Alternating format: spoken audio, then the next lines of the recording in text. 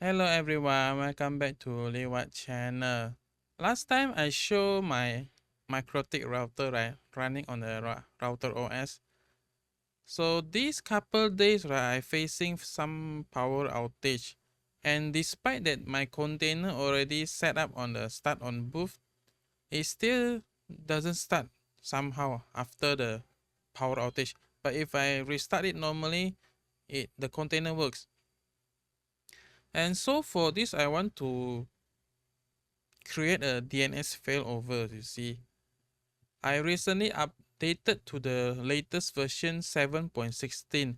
At that, they introduced the Netwatch host with a type DNS.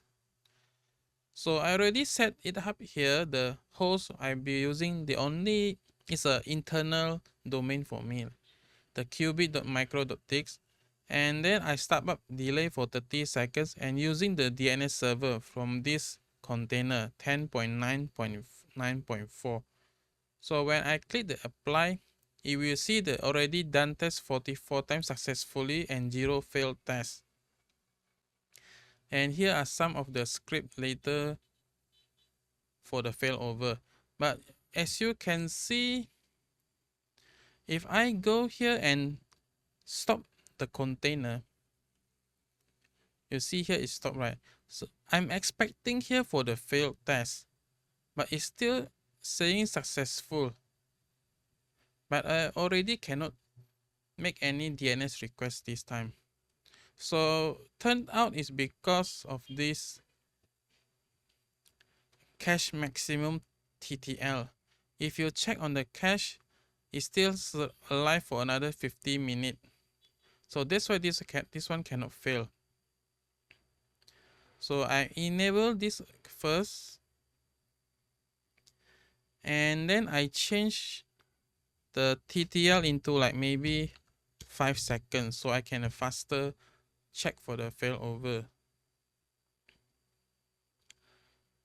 So now this time we stop the DNS server again, and then we can see the failed test very soon.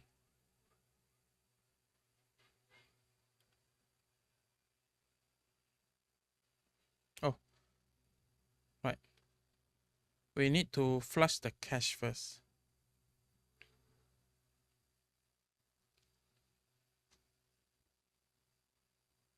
Now you can see it's already failed.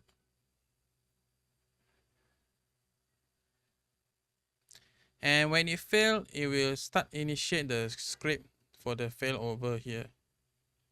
It's a very basic script. So the first thing, it will go to the IP firewall and then NAT, and then I have another second DNS server set up, which is on my external mini PC like that. So basically it's using the DST NAT here, the simple DST NAT. It redirect my DNS server to the second DNS server, which is I have 10.10.10.10. So when my container down, it will enable the Pi-hole and then disable the container and then disable my whitelist, which is the correct DNS server, and then we start to container again with it.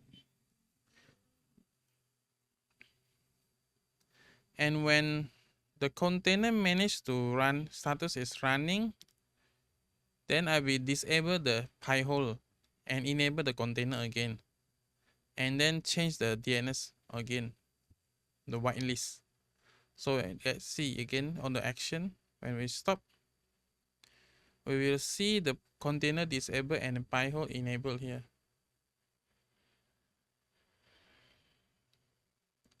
And then after the container is up running, the Pi-hole will disable, but container will enable again.